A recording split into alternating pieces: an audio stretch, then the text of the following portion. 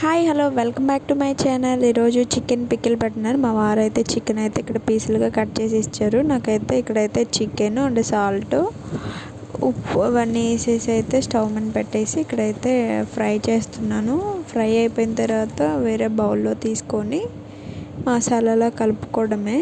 ఇంకా ఉప్పు కారం పసుపు లెమన్ పేస్ట్ ఇవన్నీ వేసుకొని పక్కన పెట్టేసుకొని చల్లారిన తర్వాత నిమ్మకాయ పిండి వేసుకుంటే చికెన్ పికిల్ అనేది రెడీ అయిపోయింది.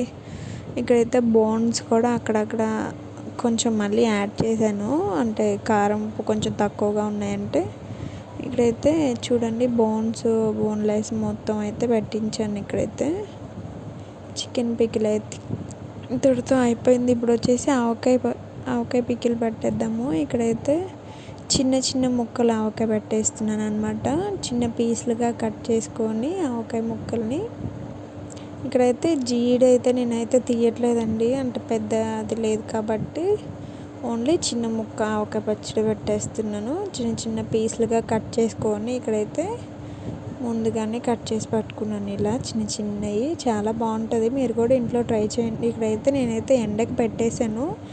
ఉప్పు రాళ్ళు ఉప్పు మిక్సీ పెట్టేసుకొని ఇంకా మెంతుల పొడి ఆవకాయ ముక్కలు ఇవన్నీ అయితే 3 కప్స్ అయ్యాయండి నాకు.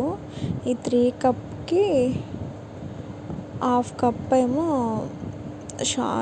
ఉప్పు వేసుకున్నాను, ఇంకొక ఫుల్ కప్ ఏమో కారం పొడి వేసుకున్నాను. కారము ఇక్కడ మెంతు పొడి హాఫ్ వేసుకొని మిక్స్ చేసుకొని ఒక 2 అవర్స్ ఏమో పక్కన పెట్టేశాను. ఇక్కడైతే పోపుకైతే పెట్టేశాను. ఆయిల్ ఆవాలు ఎల్లిపాయలు అయితే ఫ్రై చేసేసానండి. ఇది కూడా చల్లార్చిన తర్వాత ఇంకా మనం కలుపుకున్న దాంట్లోకి వేసేసుకుంటే ఆవకాయ అయితే రెడీ అయిపోద్ది. ఇక్కడైతే మెల్లిగా కలుపుకున్నానండి, కొంచెం కొంచెం వేసుకుంటూ కలిపేసుకొని ఆవకాయ పచ్చడి అయితే పెట్టేశాను. మేమైతే ఎన్ని డేస్ వచ్చిందో చూడాలి. నేను ఇది 2 టైమ్స్ అనమాట పెట్టాను.